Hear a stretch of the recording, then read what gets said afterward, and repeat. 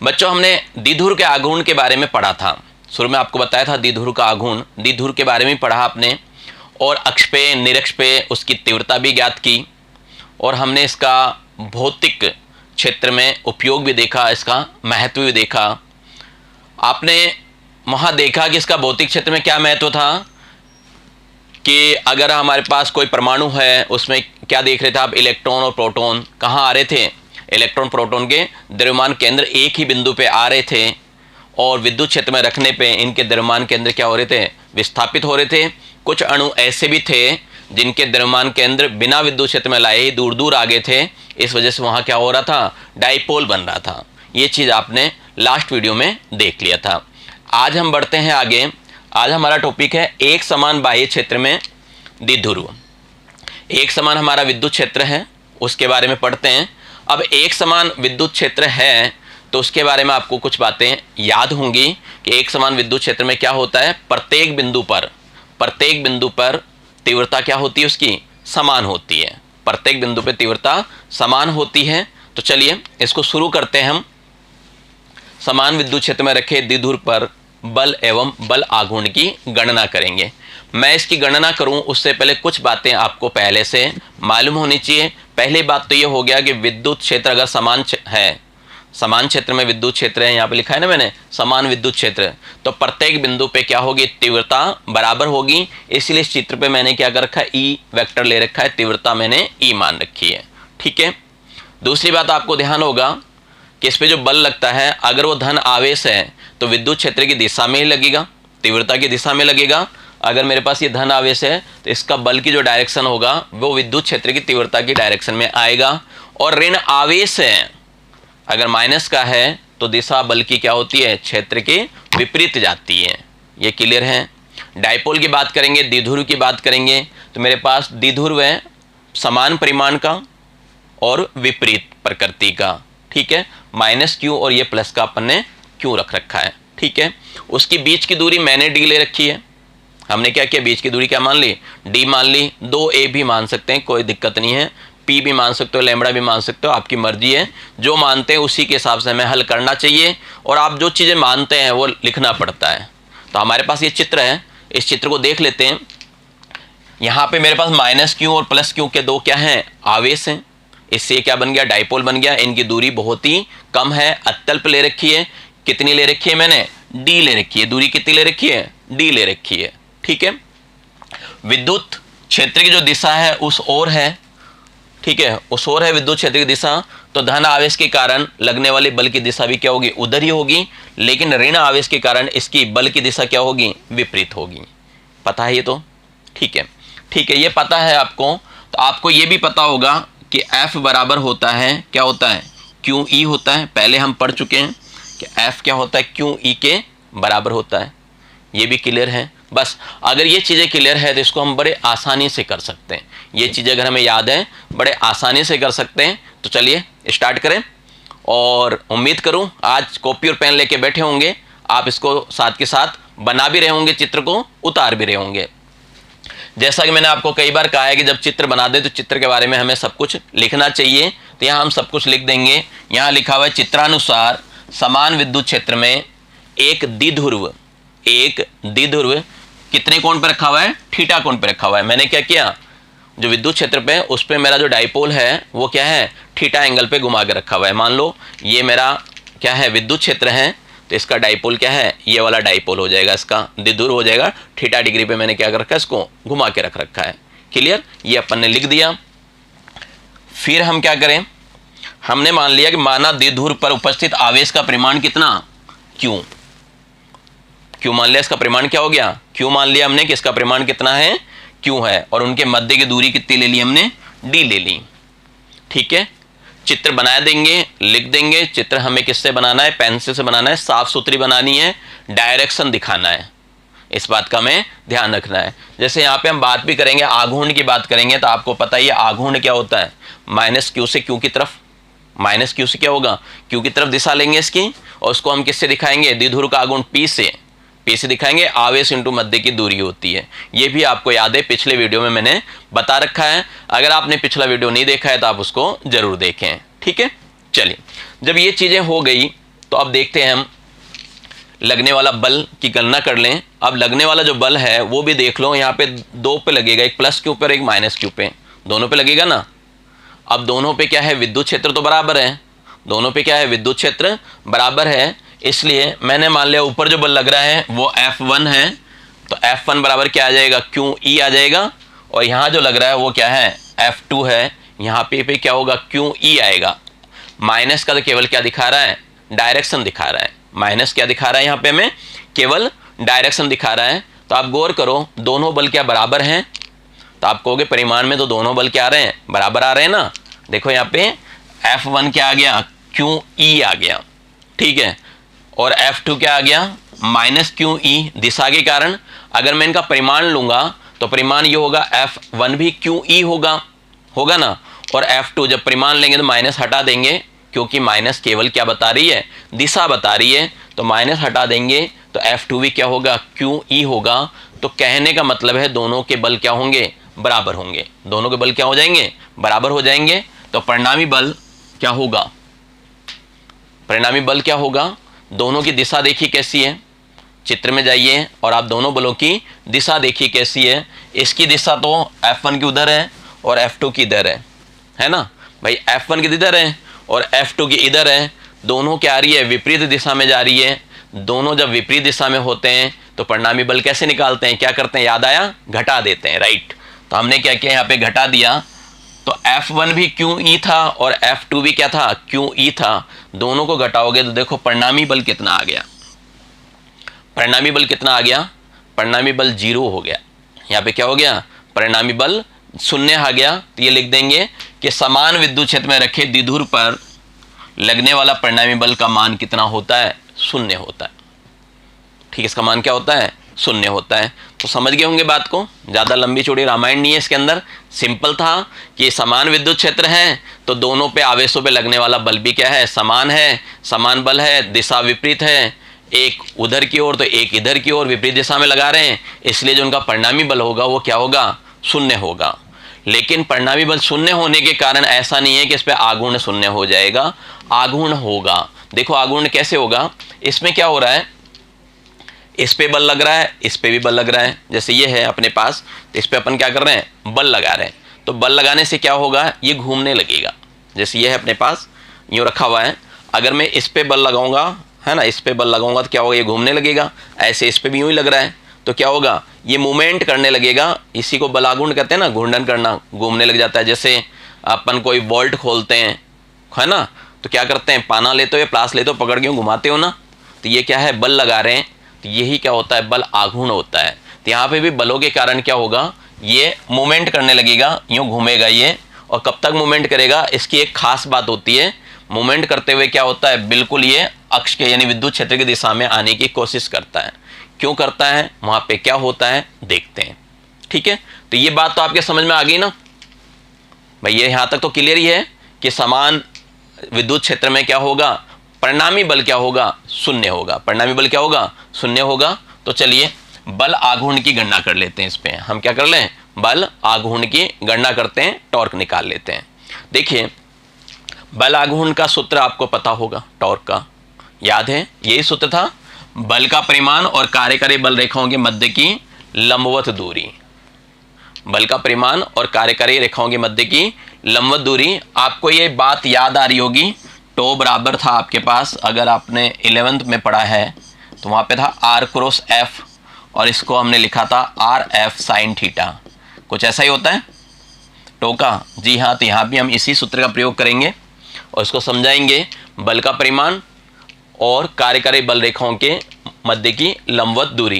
देखो बल का परिमाण तो अपन ने क्या मान रखा है, F मान रखा है, अब लंबवत दूरी निकाल लेते हैं, काम की चीज़ है इसके अंदर, लंबवत दूरी कि लंबवत दूरी क्या होगी वो निकाल लेते हैं। तो लंबवत दूरी निकालने के लिए वापस आपको ले चलता हूँ चित्र पे, चित्र को देखो, ये जो दो रेखाएं इस पे अपने पास दो रेखाएं, इनके बीच की हमें क्या करनी है, लंबवत दूरी ज्ञात करनी है। तो इसके लिए देखो मैंने क्या किया, थीटा कौन पे था ना, तो ये थीटा है, तो रेखाएं क्या की मैंने पैरेलल ले रखी है, ये थीटा है तो ये भी क्या होगा, थीटा हो जाएगा, है ना। और ये बिल्कुल मैंने परपेंडिकुलर ले रखा है, लंब ले रखा है, ये 90 डिग्री का हो गया, ये मैंने बिल्कुल परपेंडिकुलर ले रखा है, लंब ले रखा है, ये कितने का हो गया, 90 डिग्री का हो गया। अब आप फॉर्मूला लगा सकते हैं लाल बटा कक्का वाला। आपको ये सूत्र याद होगा, साइन थीटा जो होता है क्या होता है, लंब बटे कर्ण होता है। साइन थीटा क्या होता है, लंब बटे कर्ण होता है। तो थीटा के जो सामने वाला होता है वो तो लंब होता है और 90 के सामने वाला क्या होता है, कर्ण होता है। ठीक है, तो थीटा के सामने वाला लंब होता है और जिसको अपन को क्या करना है, ज्ञात करना है, मान लीजिए इसे, और कर्ण कितना है, डी। भाई ये क्या हो गया, ये दूरी अपन ने क्या मान रखी है, डी मान रखी है ना, और इस लंब को ही हमें ज्ञात करना है। लंबवत दूरी तो ज्ञात करनी है, बीच की जो दूरी है ना, इनकी लंबवत दूरी ज्ञात करनी है। एल का मान निकाल लें, हम क्या करें यहाँ से एल का मान निकाल लें। तो जब एल का मान निकालोगे तो ये हो जाएगा, डी इधर आ जाएगा और साइन थीटा से गुणा हो जाएगा। तो वो जो दूरी ज्ञात करना चाहता हूँ वो कितना आ गया मेरे पास, एल बराबर डी साइन थीटा आ गया। बस काम हो गया, बल था अपने पास, लंबवत दूरी आ गई डी साइन थीटा, वहाँ जाके हम इस चीज़ को रख सकते हैं और अपना रिजल्ट आ जाएगा। ठीक है, तो चलिए रख देते हैं यहाँ पे हम। यहाँ पे था अपने पास टो बराबर एफ इंटू आघूर्ण भुजा। ये कार्यकारी बल रेखाओं की लंबवत जो दूरी लेते हैं उसको हम आघूर्ण भुजा भी बोल देते हैं। और आघूर्ण भुजा का मान मेरे पास आ चुका, कितना आया था वहाँ पे, आघूर्ण भुजा का मान आया था डी साइन थीटा। ठीक है, कितना आया था, डी साइन थीटा। बस आपको क्या करना है, टो का जो फॉर्मूला है उसमें एफ का मान रख देना है और अपने को आघूर्ण भुजा का मान रख देंगे तो अपना काम हो जाएगा। तो बल यानी एफ की जगह क्या रखूंगा मैं, क्यू ई। ये अपने पास एफ की जगह आ गया क्यू ई और लंबवत दूरी आ गई मेरे पास डी साइन थीटा। तो ये इसका क्या होगा, आघूर्ण निकलेगा। अब देखो इसके साथ साइन थीटा लगा हुआ है, तो आप जानते हो कि दो वेक्टरों का क्रॉस प्रोडक्ट करते हैं तो उसी के साथ साइन थीटा आता है। तो हम इसका क्या करें, क्रॉस प्रोडक्ट लिख सकते हैं इस चीज़ को। कैसे, ध्यान होगा आपको, अगर मैं डॉट प्रोडक्ट लेता हूँ ए डॉट बी लेता हूँ तो क्या होता है, ये ए बी कोस थीटा होता है। ठीक है, ये तो होता है ए बी कोस थीटा होता है।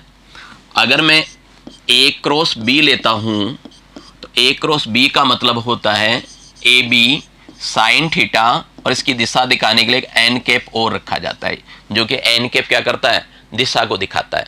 ठीक है, और अगर आप चाहें तो इसका मोड देखना चाहें कि मोड ए क्रॉस बी क्या होता है, तो वहाँ एन कैप हट जाता है और इसको हम लिखते हैं A B sine theta. Right, तो यहाँ भी कुछ ऐसा ही लिखा हुआ है, यही चीज़ है ना, यहाँ लिखा हुआ है टो बराबर पी ई साइन थीटा, है ना। तो इसको अपन क्या लिख सकते हैं, इस तरह लिख सकते हैं कि टो बराबर क्या हो जाएगा, टॉर्क जो निकालते हैं वो क्या होगा, पी क्रॉस ई होगा। ठीक है, टो को लिखने का तरीका तो सबको आता होगा, अपने को टो लिखना सबको आता होगा। ये जो टो होता है ना, कुछ इस तरह टी को थोड़ा सा मोड़ा हुआ होता है, या फिर ये जो जे है इसको क्या करें, इस जे को उल्टा लिख लें तो आपका टो बन जाएगा। ठीक है, उल्टा कर लेंगे, है ना, दर्पण प्रतिबिंब देख लोगे, उल्टा बन जाएगा। ठीक है, तो इस तरह तो आपके पास ये टो का फॉर्मूला आ गया, पी क्रॉस ई। बिल्कुल आपके दिमाग में आ रहा होगा कि सर ये पी कहाँ से आ गया, ये पी कहाँ से आ गया। तो देखिए पी कहाँ से आया वो भी देख लेते हैं हम कि पी कैसे आया। देखो यहाँ पे जो टो था मेरा यूँ था, मैं क्यू और डी को साथ कर देता हूँ, Q D E sine theta करता हूँ। यहाँ पे मैंने क्या किया, क्यू और डी ई साइन थीटा। अब आपको ये तो पता है आघूर्ण था, है ना, पी क्या था, क्यू डी आवेश और उनके मध्य की दूरी का गुणनफल था। तो मैंने क्या किया, वहाँ पे क्यू डी की जगह क्या रखा है अपन ने, क्यू डी की जगह हमने ये पी रखा है। ठीक है, क्यू डी की जगह हमने क्या किया, पी रख दिया और ये फाइनली आपका फॉर्मूला बन गया। अब दिशा देखना चाहते हैं कि इसकी दिशा कैसी होगी, तो दिशा कैसी होगी, चित्र देख लें एक बार। हम दिशा के लिए बताएं आपको कि जैसे मान लो अपने पास ये आपका विद्युत क्षेत्र था। ठीक है, ये क्या था अपने पास, विद्युत क्षेत्र था जिसकी दिशा ई थी। ठीक है, हमने इस पे क्या किया, एक क्या लिया है, डाइपोल लिया है जो कितने डिग्री पे है, थीटा डिग्री पे है ना। इस पे क्या लग रहा है, क्यू है और इस पे माइनस क्यू। इसकी दिशा यूँ होगी, वैसे तो दक्षिण हस्त नियम लगता है ना, दक्षिण हस्त नियम पढ़ा हुआ है आप, है ना।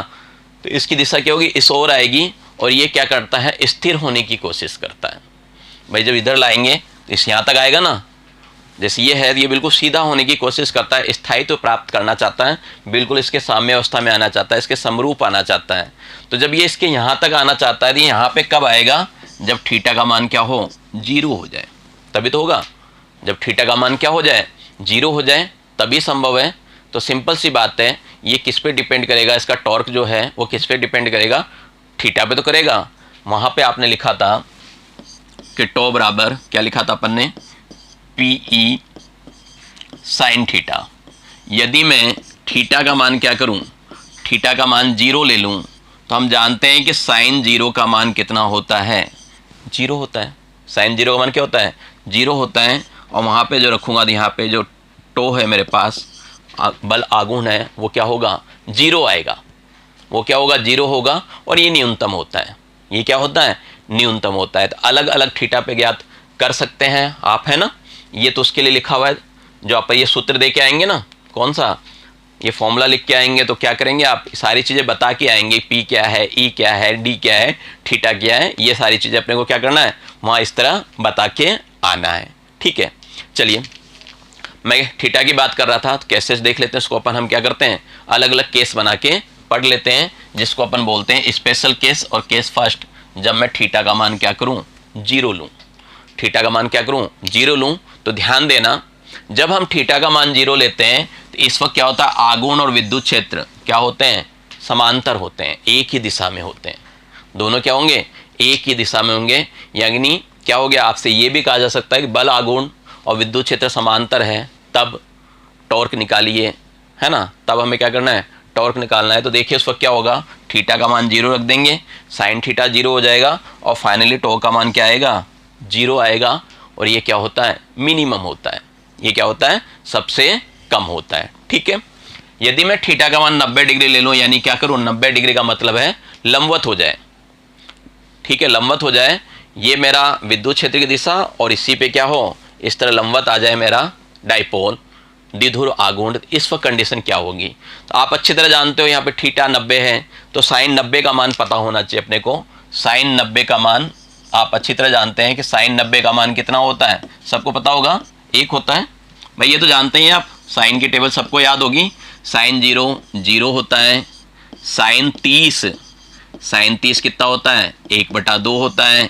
ऐसे आपने वहाँ निकाला था साइन 45 का मान, साइन 45 का मान 1/√2, और फिर आपने वहाँ 10th में निकाले हुए हैं साइन 60 का मान, साइन 60 का मान कितना होता है, √3/2।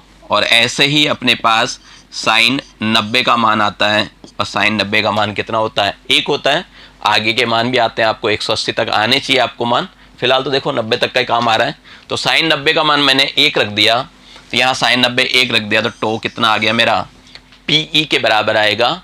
और ये क्या होगा, अधिकतम होगा, क्या होगा, अधिकतम होगा। क्यों, साइन थीटा का मान अधिकतम 1 ही होता है।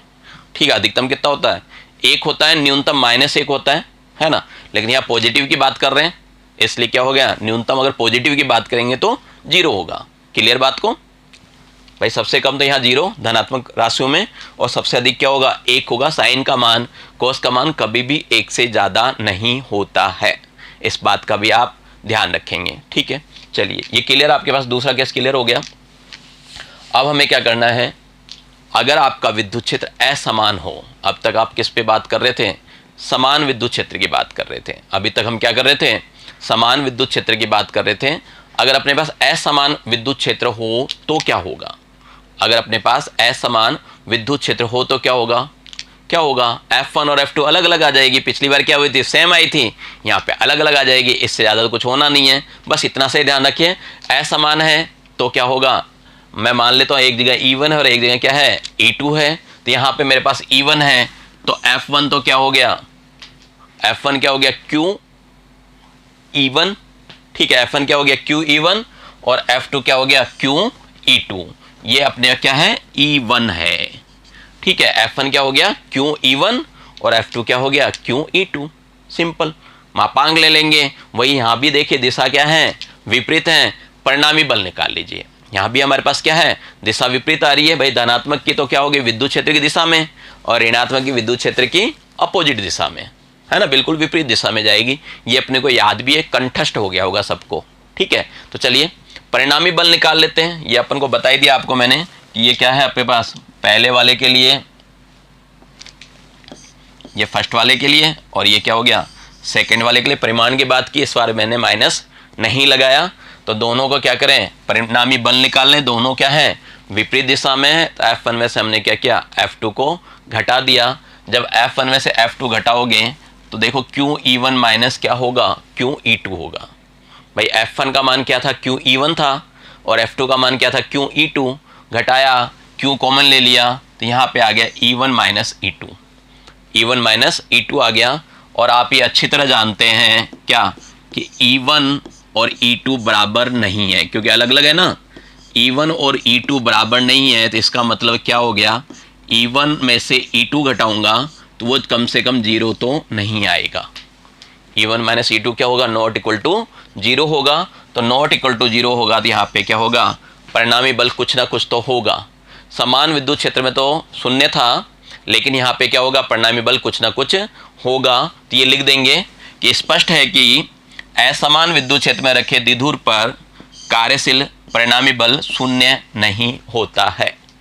ठीक है, परीक्षा में पूछा जा सकता है असमान विद्युत क्षेत्र पे आप कहेंगे परिणामी बल शून्य नहीं होता है, और समान विद्युत क्षेत्र पे परिणामी बल शून्य होता है। ठीक है, क्लियर ये बात। वहाँ पे परिणामी बल शून्य होने के बाद भी क्या था, द्विध्रुव बल आघूर्ण निकला था। वो किस पे डिपेंड कर रहा था, थीटा पे डिपेंड कर रहा था। यदि हम जो आपका डाइपोल है उसको क्या करें, विद्युत क्षेत्र की दिशा में ही रख दें तो उस वक्त क्या होगा, समान विद्युत क्षेत्र में क्या होगा, बल तो शून्य होगा, और क्या होगा, बल आघूर्ण भी क्या होगा, शून्य हो जाएगा। चलिए एक एग्जाम्पल कर लेते हैं, हम क्या करें उसी पे आधारित एक एग्जाम्पल कर लेते हैं। यहाँ पे पढ़िए एग्जाम्पल, बहुत आसान लिया है, थोड़ा सा इंटरेस्ट भी आ जाए आपको, न्यूमेरिकल हल करने का थोड़ा सा पावर आ जाए, इसलिए काफ़ी आसान और कंसेप्ट बेस्ड है एग्जाम्पल। देखिए क्या कह रहे हैं, दो आवेश हैं plus minus 1000 micro coulomb. Plus minus दे दिया तो यहीं हमें समझ में आ गया ये क्या है, बिल्कुल सही सोच रहे हो, द्विध्रुव है, डाइपोल है। ठीक है, इनके बीच की दूरी कितनी है, 2 मिलीमीटर है। 2 mm का मतलब है मिलीमीटर है, यानी डाइपोल के मध्य की डिस्टेंस कितनी है, 2 mm है। ठीक है, यहाँ हालांकि प्रश्न में भी कह दिया ये विद्युत द्विध्रुव का निर्माण करते हैं, नहीं भी कहें आपको समझ जाना चाहिए। इस विद्युत द्विध्रुव को 15 × 10⁴ न्यूटन बटे कूलम के एक समान शब्द पढ़ना, आप पढ़ लिया इस चीज को, एक समान विद्युत क्षेत्र में रखा गया है, यानी परिणामी बल यहाँ पे क्या होगा, 0 होगा। कितने कोण पे रखा गया है, 30 डिग्री पे रखा गया है। और क्या ज्ञात करनी है आपको, बल आघूर्ण की गणना करनी है। हमें क्या करना है, बल आघूर्ण की गणना करनी है। ठीक है, देखिए सबसे पहले तो ये देखिएगा आपको क्या क्या दिया गया है। तो आप कहोगे सर एक तो Q1 या और Q2 दोनों बराबर है ना, एक प्लस माइनस का फर्क है। ये दिया हुआ है हमें 1000 माइक्रो कूलम दे रखा है, एक तो इस बात पे गौर करना, माइक्रो कूलम दिया हुआ है। ठीक है, फिर अपने को जो डिस्टेंस है वो दे रखी है 2 mm, ये भी काम की चीज़ है कि मिलीमीटर में दिया हुआ है। ठीक है, फिर आपको क्या दे रखा है, विद्युत क्षेत्र दे रखा है। विद्युत क्षेत्र दे रखा है 15 × 10⁴ न्यूटन बटे कूलम। अब इस पे गौर कीजिए, ये ई दिया हुआ है न्यूटन बटे कूलम पे, यानी कौन सी पद्धति में दिया हुआ है, ऐसा पद्धति बोल सकते हो, MKS पद्धति बोल सकते हो। लेकिन यहाँ पे क्या है, ये MKS पद्धति में नहीं है, तो आपको क्या करना पड़ेगा, इन सबको सबसे पहले MKS पद्धति में लाना पड़ेगा। ले आएंगे, ये बात जब नोट कर ली तो फिर आपको ये देखना है कि पूछा क्या गया है। तो हमसे क्या पूछा गया है, टो पूछा गया है ना। जब आपने ये देख लिया कि क्या दिया है और क्या पूछा गया है और मुझे क्या करना है, इसकी पद्धति भी चेंज करनी है, तो बस सवाल हो जाएगा। सवाल क्या होगा, हो जाएगा। तो चलिए सवाल को कर लेते हैं।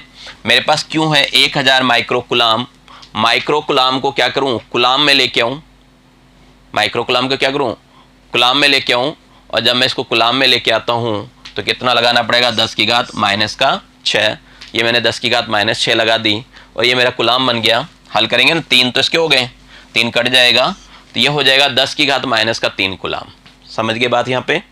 ठीक है, चलिए ई को बदलने की आवश्यकता है क्या, तो आप कहेंगे नहीं है, क्योंकि ये तो इसी पद्धति में है, दोनों के समान हो गए। डी को बदलना है।